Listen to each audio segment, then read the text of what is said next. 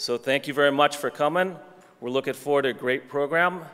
And to open, I'd like to welcome Dave Temkin, Principal Network Architect of Netflix, who's going to tell us about the real cost of IXPs.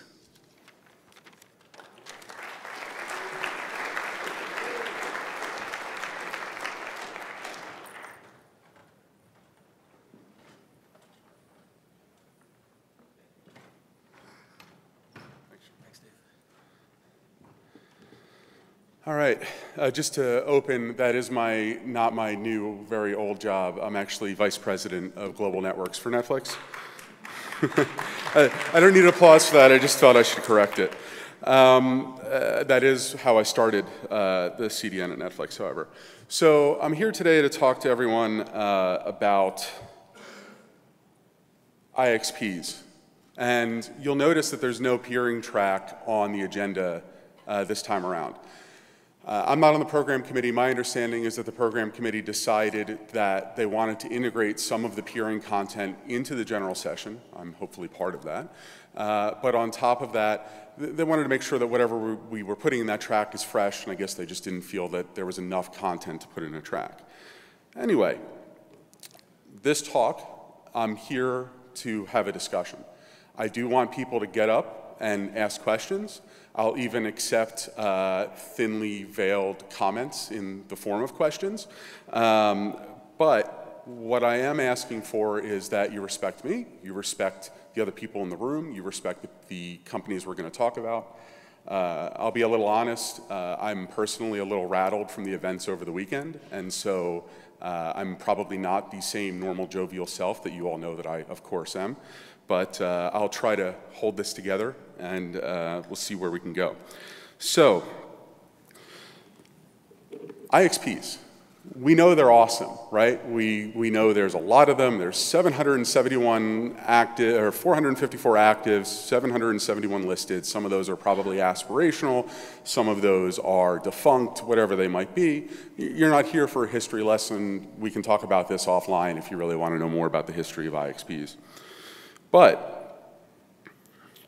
what I do want to make sure is that everyone knows that I did gather as much data as I could from publicly available sources. So I read the marketing glossies from every IXP. Some of them are pretty boring. Some of them are pretty entertaining. There's a lot of info and a lot of fluff. I read the annual reports of IXPs that do annual reports. I read the budgets of IXPs that produce them.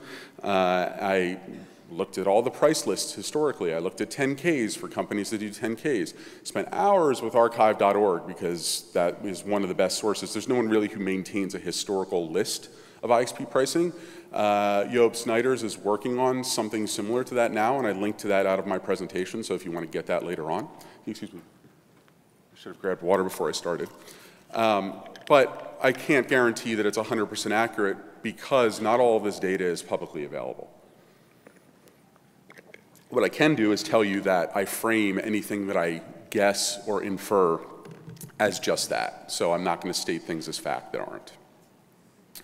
So we look at the 4 IXPs that I used as my source here. In order, you can see where it was easy to find info versus hard to find info. I spoke with the board members of various IXPs. I spoke with current board members. I spoke with ex-board members.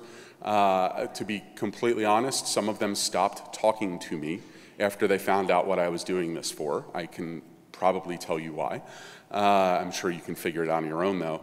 And I actually found that to be super interesting because in some ways what I saw were ad hominem attacks on me for going even daring to ask questions about this. But I also saw the other side of it, which were people who were genuinely interested in getting this information out there. So I was speaking with Lynx. Lynx, I had given this presentation, a smaller version of this presentation at GPF in, where were we, San Diego? No, Los Angeles, sorry, a few months ago. And Lynx board member got up and corrected me and said, this piece of data is wrong. That board member was correct. I had actually undershot on the pricing. Lynx sent me their historical pricing for the last 5 years, and I revised this presentation upwards based on that. We then got into a discussion about how they felt other pieces of the presentation might not be correct. And I said, great, send me the detailed budget. Let me look at this and let me understand. And I will gladly change my presentation if that's the case. This is the quote that I got back. So for various reasons, such as not allowing our CapEx budget to get exposed to vendors and weaken our negotiating position, this is not a line item summary. Whether or not I could have gotten a more detailed version under NDA, I don't know. But that's not the point, because I can't get up here and present to you data that I received under NDA. So another question is, when we talk about money, what are we going to denominate this in, right? Exchange rates fluctuate pretty regularly. You know, the dollar versus the pound versus the euro has changed a lot over the last few years, over the last decade especially. The currency conversion rates are current. They're as of when this presentation was put together. The reality is, if you're a company, and this presentation is framed as a presentation given by a company in the US trying to decide, do I want to go peer in Europe, I'm stuck with the currency conversion rate. I'm not a bank. I can't, I don't get any benefits that someone else doesn't get. So this is reality. This is cash flow out of pocket. So I have another quote that I'd like to ask a fill-in Brit to give for me. Oh. No? All right. One. We need to figure out how to regulate ourselves before a much more unsavory group of people comes in and does it for us. Thank you, Martin. I also don't often quote Richard Turkbergen, but if IXs want to funnel their profits into drinking and social events rather than reducing pricing, that's certainly their option. In fact, one might even call it a smart use of the funds, given a rational assessment of their primary customer base. A bunch of small networks who don't and will probably never realize the economics appearing have long since passed them by. But in the face of lack of competition and demand to do better, these guys are just doing what any rational business would do, make their costs more efficient over time and pocket or drink the profits. And there will probably always be a couple of hundred networks out there who are willing to keep funding the drinking and social events, so it's not even a failing business model. Thank you, Richard. So let's talk a little bit about the IXP corporation types.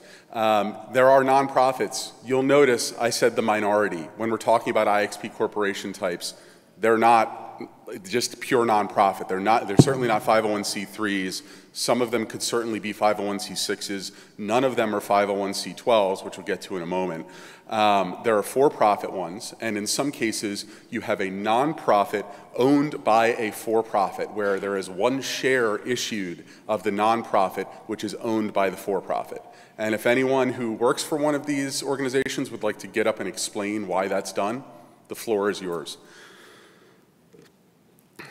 So, if we think about what defines profit, right? Lynx made $2.32 million in profit last year. Board members for Lynx are compensated. They are paid. I would love to be paid for my service to the NANOG board. I'm not. I do this as volunteer work. Sure, my company pays for me to be here, and that's great, but companies also pay for them to be in the Lynx board. $22,000 per year, I think it's 15,000 British pounds. I think it's a pretty good hourly rate for board meetings. The chair is compensated $44,000, but that's actually a professional full-time job. AM6, if you remove depreciation from the budget, which is a fun little accounting thing that all of us have to deal with, anyone here who runs a network knows what depreciation is, turned $4.1 million in cash in 2015, but once you add depreciation in, it actually looks like negative cash flow. So, when we talk about, again, the models of these IXPs and what people think they are and what they actually are, the member model, what is it, right? I'm a member, my company is a member of Lynx. Many of you in the room are. Many of you are members of AM6 and other IXPs that consider themselves membership-based IXPs. They're not, when you vote for something, that vote is non-binding. At the end of the day, even the board is an advisory board. It's a professionally managed company that can choose to do things or not. They can choose to adjust pricing whether or not their members give them permission to do so. So at the end of the day, that is not a member-run organization. It is in the same way that we elect people to represent us here in the States to the government. They get to choose what the tax rate is. Just because I pay taxes doesn't mean that I get to choose what that tax rate is. In some cases, as I mentioned here, the board itself is non-binding. It's an advisor to the corporation. And some of that is covered in bylaws, some of that is just informal, some of that is formal. I would ask at that point, is membership better? Do we really think that having this as such a soft kind of engagement where you make a vote, board doesn't necessarily have to honor that vote, is that really what we think we're getting? So when we think member, though, are we really thinking 501c12s in the States here, right? A co-op. Are we thinking, hey, if I am giving you money, you are using that money to provide me a service. And that service, in this case, would be interconnection. I give you money, you give me a switch port, I can put traffic on that switch port, everyone is happy. If I give you too much money, you can either directly reinvest that in giving me a better switch port, or you can give me that money back at the end of the year. And if you look at the IRS definition here, it's pretty straightforward, right? They collect 85% of their income from members for the sole purpose of meeting losses and expenses of operating that co-op. This is how many utilities work. This is how telephone companies work. There are whole statewide telephone company co-ops. There are lots and lots of electrical co-ops. This is how utilities are delivered in many cases, both here and abroad. So let's not argue about whether transit or peering is better than peering, because obviously transit is the better deal here, and let's talk about why. So I'm going to frame this slide and say that NetNode did reduce their prices. They reduced their prices a couple of weeks after the first time I got up and gave this presentation. Whether you want to call it cause or effect, or you want to call it a happy coincidence, I don't really care. I'm not going to pat myself on the back. I'm going to say that it was a pretty small price decrease from NetNode. But aside from what they did literally a few weeks ago, they haven't reduced their pricing in 5 years. And so you're just kind of stuck with that. But if you look at the other IXPs, it's kind of in the middle there, right? Transit, if you use telegeography's pricing, has gone down 80% over the last 5 years. DKIX, private corporation, doesn't hold itself out to be nonprofit. Sizable reduction. AMSIX looks pretty good too over the last 5 years. Link's right in line with DKIX. If you look, at NetNode 5 years ago, certainly was was almost cheap, arguably, but now is ridiculously expensive. So, as I mentioned, I frame this talk as I'm a US company and I'm buying transit or peering or whatever it might be to deliver my service in Europe. If you look at 5 years ago, telegeography says you were paying $5 a meg. If you look at now, ish, they say you're paying just below $1 a meg. I think we can all agree that telegeography's pricing at scale is usually pretty inflated, and so I think most of us in the room would say that this is probably on the high side, but percentage-wise, it's pretty accurate. If you look at peering around Europe, the dollar amounts look pretty good. If you think about the fact that if you're looking at just on a pure traffic delivery perspective, you started a little below $1 and you level out at about 20 cents and it's not too bad. You're talking about a 30-cent average across these major IXPs. So what you do have to remember though is even though you're paying 30 cents a meg, you don't get the benefit of just dropping that traffic on one port somewhere in London and getting to everywhere around the world.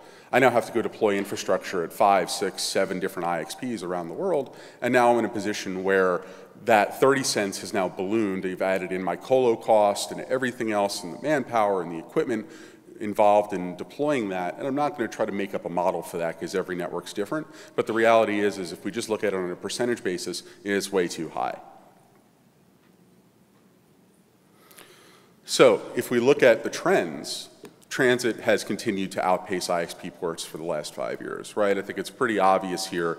You see that curve, you see the major correction between 2012 and 2013, and you see a more gradual curve from 2013 on, but you're not really seeing, none of those lines really track the transit line, right? Which is what we stand here and compare. And we can talk about quality of transit versus peering. That's a whole, we could spend another 45-minute presentation arguing about that, and I think we've done that enough times already in this forum. So, why? How did we get here?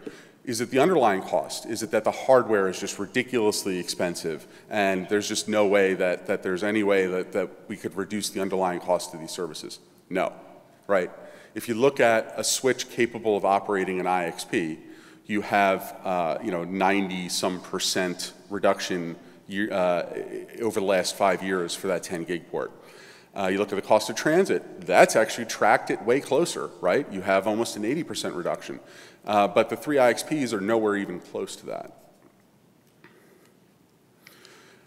If you also look at revenue versus investment, so again, coming back to the hardware argument, if you look at revenue, revenue continues to grow. This is from AM6's annual report. You see that up and to the right. Everyone here who likes looking at graphs of things, whatever those might be, generally up and to the right is good and down is bad.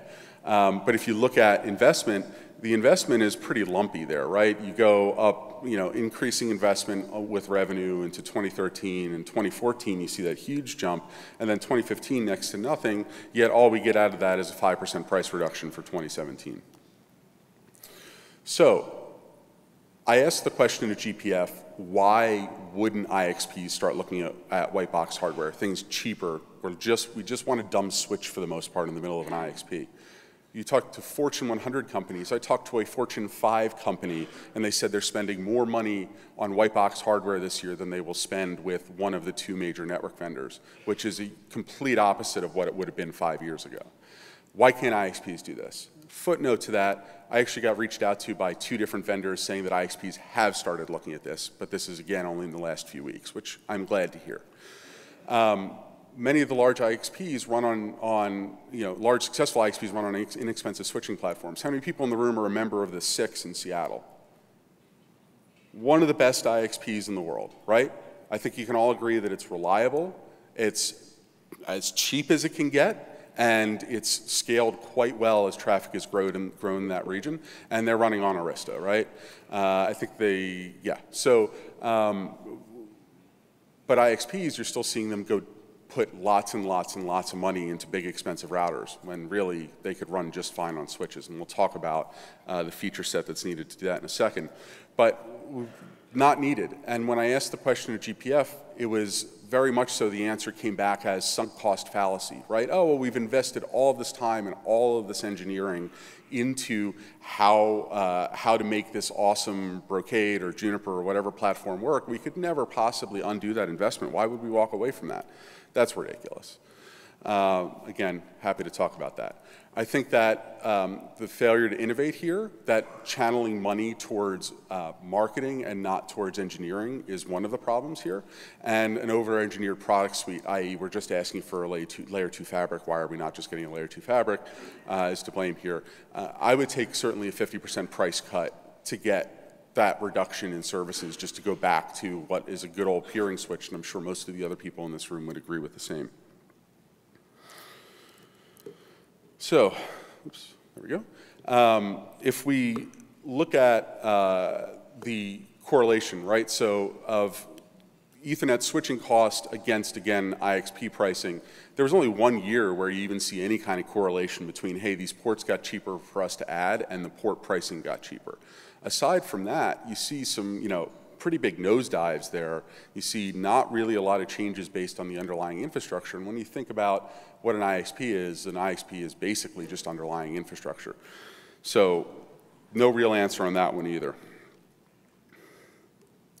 You would think, though, that adding scale would get our pricing down, right? We would see great advantages to, again, those of you who have been to the peering track remember when the IXPs used to love to get up and say, hey, Up and to the right, look at this awesome graph. If you've never seen Nick Hillier's presentation that is just all about up and to the right, I highly suggest you watch it because it will sum every IXP's presentation for the last decade, which is basically, hey, traffic continues to grow, we're awesome.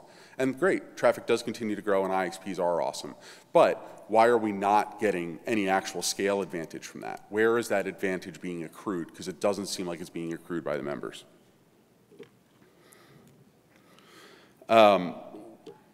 If they're not decreasing, right, if we think about a customer of scale, someone who's got 10 ports, 20 ports, 30 ports, why are they not seeing, why are we not publishing pricing that gets you better price, gets you a better deal if you buy 10, 20, 30, however many ports it might be? The only people who really see any benefit are, certain IXPs give away 1 gig ports to small customers. But the guys who are sustaining this, who are growing these IXPs, are not seeing any advantage.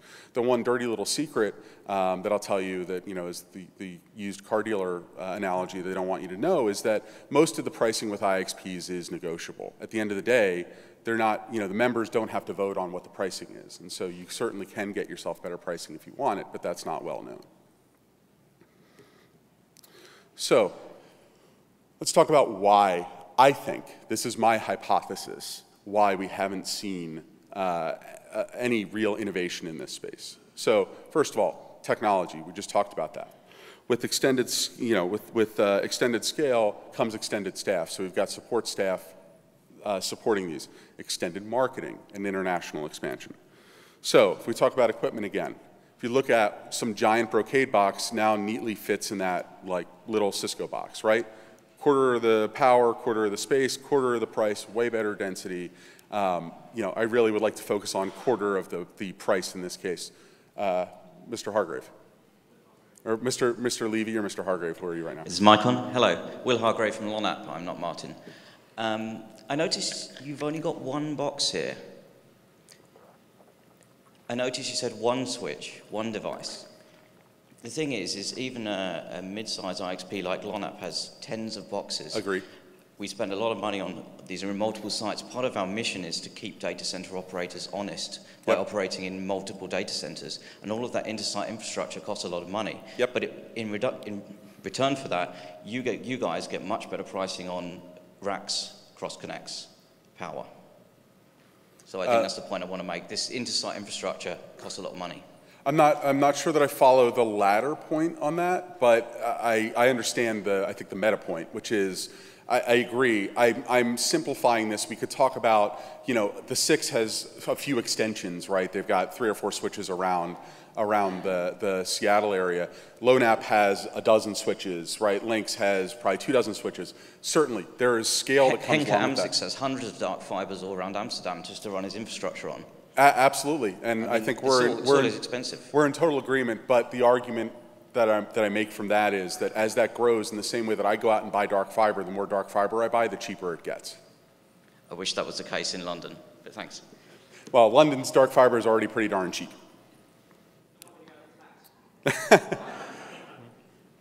They get you coming and going. That's also the same thing flying into Heathrow. So, oh, sorry. Yeah. I do respectfully disagree that IXPs is part, I'm sorry? Identify yourself, oh, sorry. please. Dan Golding with Google. I respectfully disagree that IXPs have part of their role in distributing their infrastructure to somehow keep data center providers honest. Yeah. I don't even know what that means, and it certainly doesn't control prices. In fact, all it does is make it easier to reach customers, which is great, which is wonderful, but there's no check on data center pricing or power or anything like that. It's immaterial. All right, I'll let Mr. Hargrave answer that because I think that was the point that I struggled to follow as well. Yeah. Well, the key thing is, you remember when Netflix built to London, when you first launched in the UK, and actually we had a conversation. I said, oh, you can go to this data center operator, this one, but whichever one you go to, you can still reach a good selection of IXPs and a good selection of private peers. If that were not the case, then you would have had to build into the one choice. Sure. And that's the point I'm making here. Okay. Now, and I agree with you. I would say that we could all agree that the fact that we have IXPs in various markets that allow you can get to that IXP from multiple different data centers. I'm, just for full disclosure, I'm the chair of the board for Community IX, which has FLIX in Florida. The reason why we're successful is because we're in 3 different major co-location facilities. If we were just in one, well, arguably, given the market that exists there, we probably still would be successful just based on the pricing structure. But regardless of that, I agree. That is absolutely a must-have. When people go to move into a data center, they are looking usually for, hey, if the major IXP in this market is Lynx or LoNapp, I want to make sure that they're in this data center. Absolutely important. And that does create a burden on both the data center and the IXP. And I think we could talk about the fact that there are many data centers that have given away space and power and infrastructure to IXPs because they realize in order to get people in the door, they do that. And so that discussion cuts both ways. So let's move on. We can certainly bring that back up in Q&A at the end if we have time. So next hypothesis, headcount. So I really wanted to use like level 3's headcount for this, but level 3, they bought Global Crossing, they bought some other small companies, they laid a bunch of people off, yada, yada, yada. Those of you who know the executive management at Cogent know that they're frugal. And so you know that they'll hire when they need to hire people, and they've got a very talented staff, but it's a lean staff. I thought that would be a really interesting counterpoint to IXP staffing and just the general trends, which is that Cogent, which operates a network in dozens of countries at this point, has continued to add headcount, right? They're at almost 10x or more than 10x, sorry, what the largest IXP is. But they've really grown pretty much on the same pattern as the other IXPs. Unfortunately, this data was incomplete. It was hard to find data before 2013 on what any of the IXPs other than NetNode looked like, or sorry, AM6 looked like. But you can see it's pretty much the same trend. But Cogent has added countries and metros and has fiber all over the world and so on and so forth. Most of these IXPs have 10, 20, 30 switches in a metro, and that's it. And at most, they've added a couple data centers here and there. If you have to add one staff every time, one headcount every time you add a data center, you're really not taking advantage of the scale that you should be. If I had to add staff every time we opened up a new POP, my team would be, numbering in the hundreds at this point. So let's talk a little bit about marketing. You paid, on average, about $450 to sit here and watch me speak. I personally consider that a bargain. I accept free drinks afterwards if you'd like to make up the difference. I didn't show you any cat pictures, so I think I hopefully get a little bit of kudos for that. There's almost 1,000 people here, actually roughly 900. So 450,000 or so, given high and low watermark on registrations. Total event budget's about $400,000. So there's $50,000 in profit just from registrations, give or take. Then you add in all the sponsorships on top of that. All of that money just goes, we have two places that money goes. One is into our newly passed reserve policy, which if you're a member, you'll hear about again tomorrow morning at the members' breakfast. But we also take that money and we put it into education, which you'll hear about next. Put it into outreach, you'll also hear about that. Staff salaries, we have a very lean staff, right? Staff travel, we're not going anywhere all that exciting. And as I mentioned, the reserve for what will be the inevitable downturn. Microsoft buying LinkedIn today for $26.2 billion. We're placing bets as to whether that is the sign of the start of this or if that is the sign that this is just going to keep going. I'm hoping it's the latter. But if you look at what these organizations are doing with their money, they're going to these events, right? And this is certainly not an exhaustive list, just an exhausting list if you're on the marketing staff of some of these organizations. I actually saw a couple of new ones that I was going to add to this slide and decided that this was representative enough. But you're paying for staff at these things, you're paying for sponsorships, you're paying to get your logo on things. It's a non-trivial amount of money. And so, oops. If you look at what the focus of these organizations are, they're just, some of them are just like NANOG, right? Some of those events are like NANOG. It makes sense for someone to show up and give some money and help out that community. But there are way, less altruistic reasons than that. If you talk about commercial meeting operators, ITW, that's not NANOG. It is a multi-million, if not billion-dollar event at this point if you look at the amount of commerce that is funneled through that event. You have marketing. You have paid award ceremonies. If none of you are familiar with this, next time someone gets an awesome award, look at and find out how to get nominated for that award and see where you send the check. And then you have galas and social events. I did not get to go to RIPE. That looked awesome. But if I look at that and I think about that second bar there as far as what NetNode has done over the last 5 years, come on, really? So this is where we're at. We're at a point where prices haven't been reduced in 5 years, yet this dance routine looked phenomenal.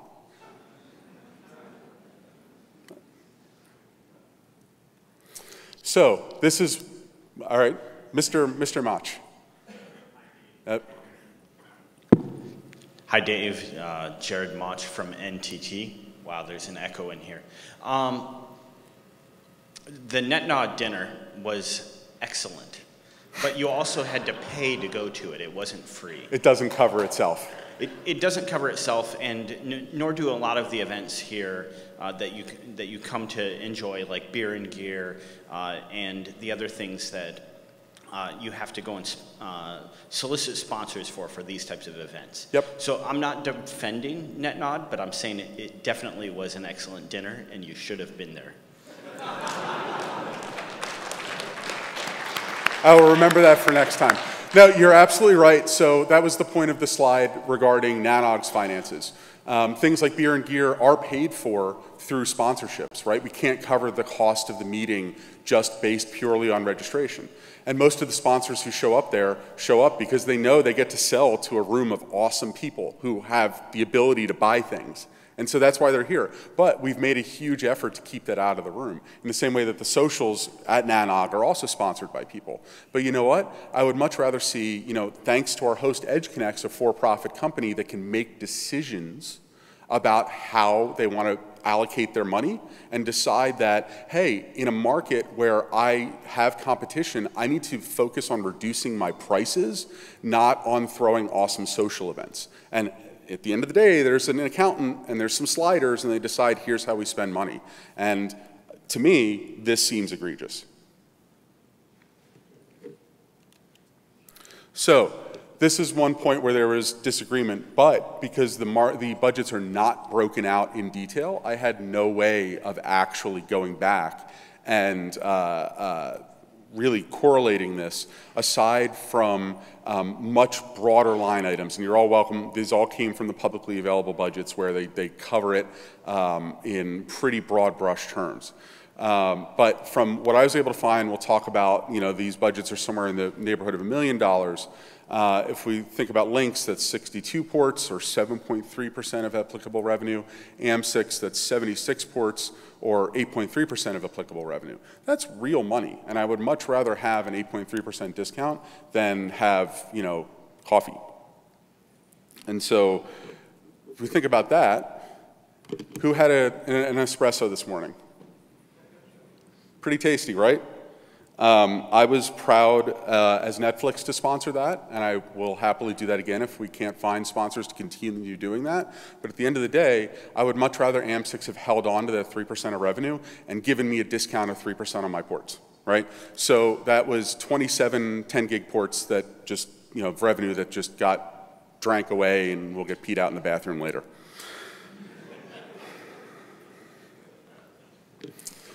So I look at an IXP as a utility. It's a necessary utility. I want IXPs. I think IXPs are awesome.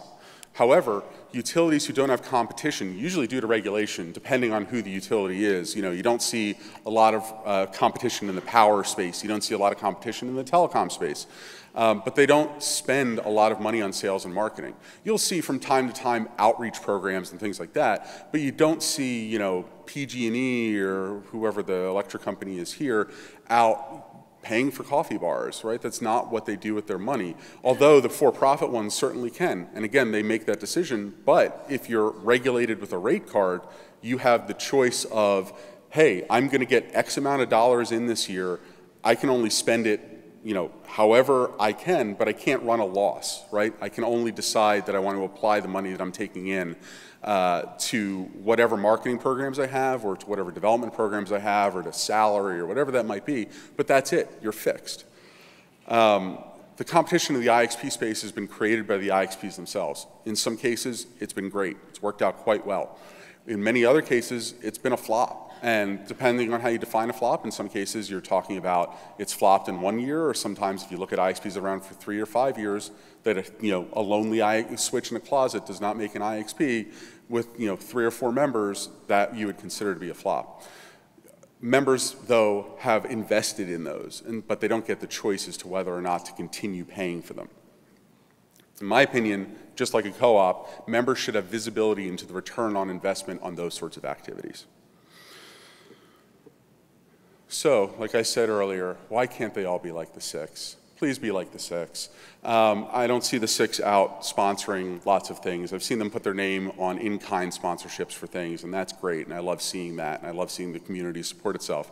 220 members, that's huge. No recurring fees, no coffee bars. Otherwise, we're left with this, which is that we've got, this menagerie of logos for each of these potential IXPs, or each of these operational IXPs, I should say. And, whether they've been successful or not, the members haven't had a choice as to whether or not it's their money that goes to fund these projects, or that money gets put back in their pockets. And if we were really in a co-op model, then that money would have gone directly back into the members' pockets, because while co-ops do not forbid geographic expansion, they certainly don't encourage it. So, is there an expectation of domestic member of an IXP that their membership IXPs are used to further international expansion? I.e., do I, as a member of Lynx, really want my money going towards Lynx Nova as to underwrite that project, which could eventually develop into something, sure, from a profitability perspective, or do I want that money back in my pocket? I'll give you my answer, which is I want that money back in my pocket. I'm sure there are people in this room who disagree. Should that money then just be returned back to the members, right? Who's held accountable if you do pull the plug on an IXP, right? That money is my money, is your money, and yet it's gone. Why is there no accountability from a membership perspective? There are markets that IXPs do subsidized cross-connects. This is done in London. I think it's done in Amsterdam. There's places in the US where this is done. Is an IXP just encouraging people to get people off of the fabric, and really is that where they should be focusing their efforts, or should they be focusing their efforts on making the fabric more affordable? There are IXPs that do lobbying. There are companies like Google who will spend billions of dollars on lobbying. Can an IXP really make a difference, or is that money better spent on outreach much more so than lobbying? So, I would say that sorry, I think we skipped a slide. No, we didn't, sorry. So my conclusions on this. IXPs have not followed industry trends for consolidation. Would it be crazy to think that maybe we only need a couple of major IXP operators, 2, 3, 4 of them, or do we really need 40 or 50 of them? We need to see cost innovation in the IXP infrastructure space. We are asking for a layer 2 switching fabric. Deliver us a layer 2 switching fabric, not lots and lots of bells and whistles. There's an open question as to whether or not members should have more say into how money how their money is spent. Should IXPs be co-ops? That was a controversial point that I asked at GPF. Some people agreed with it, some people didn't. Also, IXPs are hugely valuable. Peering is hugely valuable. And the IXP to P&I cycle will continue to churn until we answer any and all of these questions. And with that, I will open the floor to questions. I will call on you because there are already a lot of people lining up, but all I ask is that they're respectful and that if I cut you off from a time perspective, you are okay with that. Tim. Hi, Tim Pozar, co-founder of SF Mix in San Francisco. We have 5 locations around the Bay Area. A couple data points. You said no IXPs are 501c12s, We are, in fact, we actually applied for a 6 and got rejected by the IRS and Really? said, you really need to be here. And in fact, looking at it, yes, you're right. C12 is actually much more accurate for what we're doing and probably what everybody else is doing. C12 is probably miscategorized for what people are trying to do in this case. Wanted to just sort of a little quick disclosure, the amount of money that we've been spending on marketing, $500 for a barbecue that we had a couple weeks ago, and we did spend $450 for mugs for our 10th anniversary. So $1,000 over 10 years. Sounds pretty good to me. And thank you. And I have to say, you know, we wouldn't be able to pull this off if we couldn't get some donations from folks like Telex and DRT and things like that for space and power and cross connects and such too. So that's how we pull it off. Awesome. Thanks. Matt. Matt PTAC, Yahoo. So IXPs provide an overall benefit to the community. I don't think anybody here is disagreeing on that, with that. What I am curious about, though, is you're talking about millions of dollars of marketing money being spent. If the IXPs are providing a useful function, we're going to show up at IXPs because it's useful, not because there's marketing dollars spent. So kind of a general question out to the community of IXPs is, why do you feel there's a need to spend marketing dollars? We're already going to show up if it's useful, just make it useful and we'll come. Putting out fancy mugs, t-shirts, putting up gala dances and dinners and things like that isn't the reason we're going to show up at an IXP. So is anybody actually going back and asking the IXPs, these marketing dollars you're spending, is it having any delta at all on the number of people showing up? If not, why on earth are you doing it? I couldn't agree with you more. Thank you for summing up my presentation in 45 seconds. I can actually answer. Hold on, but you were next. I can answer the question. Okay. So, Patrick Gilmore, board member of Lynx, who gave you, I think, the most information of all the IXPs here, and you banged on them the most, which I find a little disturbing. But the answer is yes, we actually measure how many members we get when we go to somewhere like NANOG or PLNOG. And if it didn't pay for itself, we wouldn't be doing it. And those people are not showing up to Lynx because it's useful. They're showing up because we went there and said, oh, by the way, did you know that in London you can get this many peers? And they went, oh, really? So the answer is yes, it is useful. Maybe the coffee bar at NANOG is not the greatest place. Nothing personal, Job, because everybody here knows who M6 is.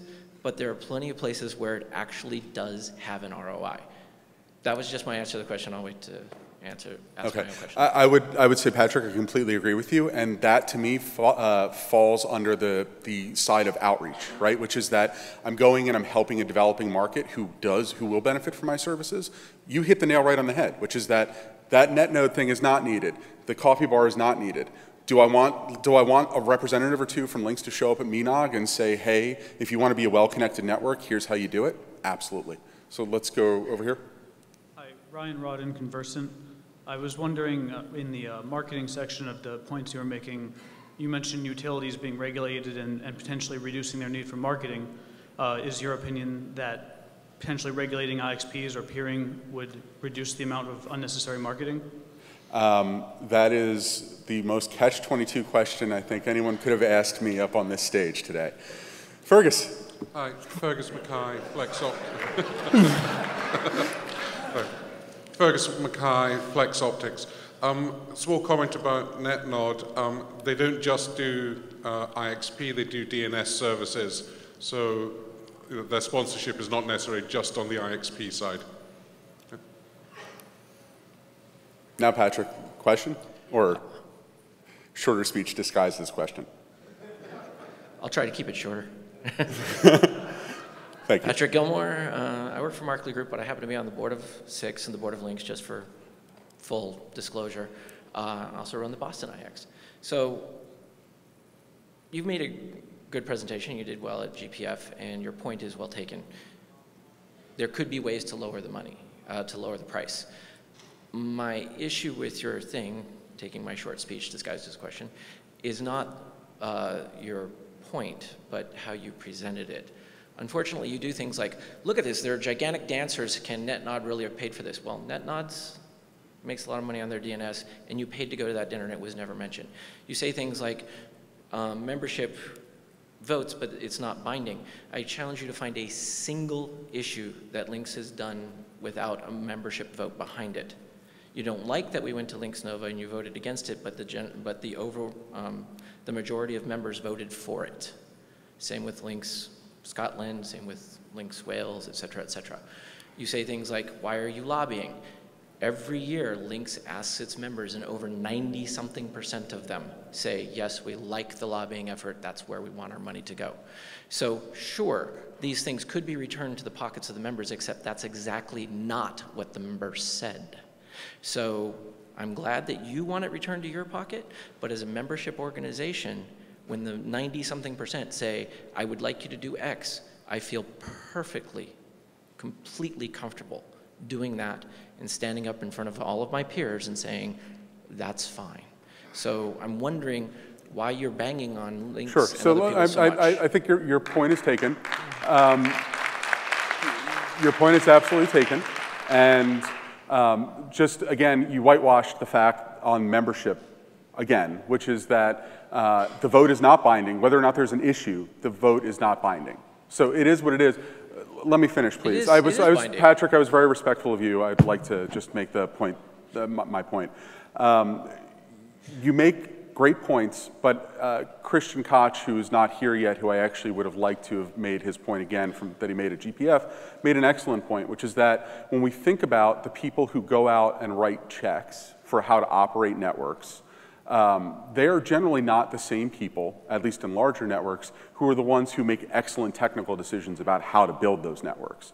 A lot of the time, those two functions are separated, but unfortunately, in the way that most of these membership IXPs function, the technical people are the one making the votes. They're not the ones looking at the dollars and cents or pounds and, of how that happens.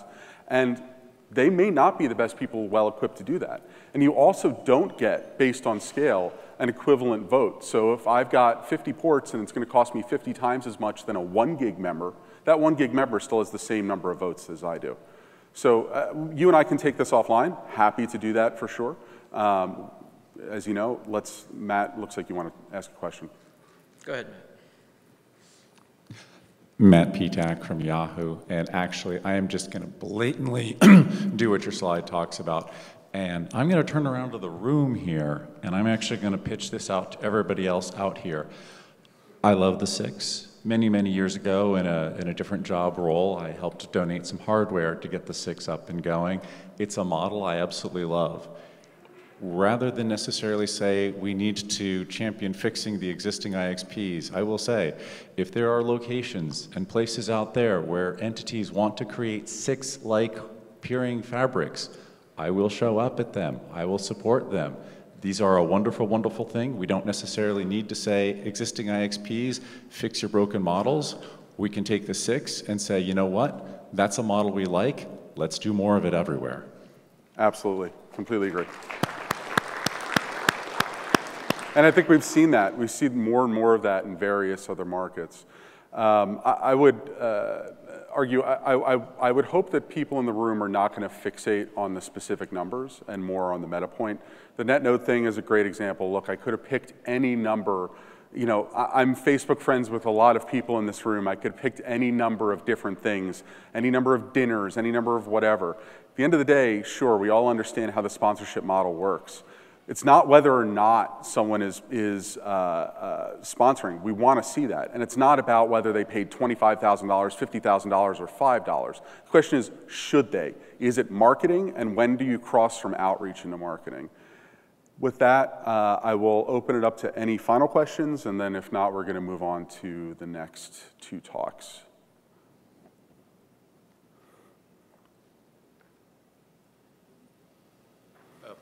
Vikas from Microsoft Operations. So basically, just a question related to 6. If it is a non-costing model, how does the operations work there? I mean, I can probably speak to that. If I'm wrong, Patrick can certainly correct me. They collect a one-time fee from their members, so they get a port fee plus the cost of the optic. They do give people the option to give them money, whether it's done as a monthly recurring fee or as a one-time donation or as a yearly donation. It's a very small amount of money. They have a contract with a company that effectively operates the IX for them for, I think, $25,000 a year. Is that right, Patrick? something like that. 10,000 plus. Yeah, it's a very small amount of money that is easily covered by that, and then the cost of the hardware is covered through both a mix of donations and those one-time fees. Okay, thank you. Do one more. Are you? Okay, yeah, we're done. Okay. John, are you asking a question or are you? No? Yes? Okay. John Suter from Links. I don't want to come over as all defensive, but could you put slide 12 up?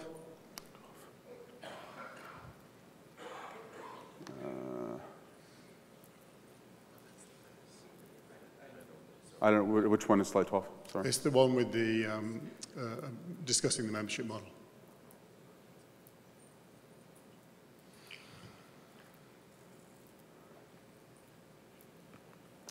So I did feel a little bit defrauded by that slide because you're quite right. There are,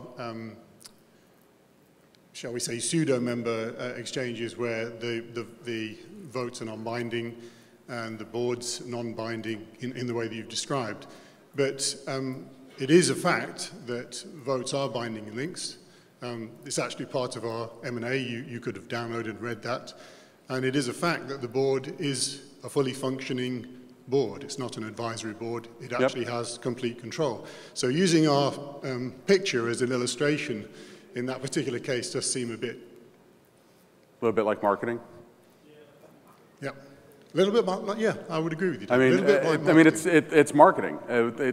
We're talking about marketing. But you take my point about it's incorrect in right, and this is why I didn't say Links member votes are right. But you got to admit, the question is right. The graphic phrases my question perfectly. That's all. Well, I would say the graphic absolutely incorrectly phrases your question. Fair enough. Okay, so I'm told we have to close the mics and move on. So thank you, Dave. Thank you for all the discussion. We're 5 minutes over time, so thank you, everyone. I'm sure we can continue this in the hallway.